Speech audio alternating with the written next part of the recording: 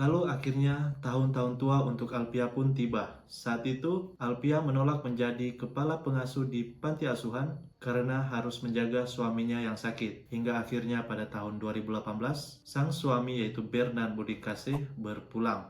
Kembali lagi di masa tuanya, Alpia lebih dikenal dengan sebutan Oma Tintang. Ia mengisi hari-harinya dengan kegiatan gereja dan kegiatan sosial. Anak satu-satunya yaitu Ridwan memilih tinggal di Hesang dan menjadi petani. Ridwan adalah anak sederhana, pemalu, dan rendah hati. Sifat yang diwarisi langsung dari ibu dan ayahnya. Rumah Oma Alpia yang di Dumuhung, Tahuna, sering didatangi oleh orang-orang yang ingin mendengar kisah perjuangannya, baik itu tentang Ade Irma Suryani Nasution, atau tentang malam kejadian 30 September 1965, atau juga tentang cinta tanpa pamrih seorang perempuan kecil dari Sangihe yang mengabdi dengan sepenuh hati. Dan akhirnya, pada tanggal 23 Oktober 2024, Oma Alpia Makasepape, pengasuh Ade Irma, saksi hidup sejarah bangsa, berpulang dalam damai di usia 88 tahun. Ia meninggalkan jejak kasih, kesetiaan, dan ketulusan yang tak lekang oleh waktu.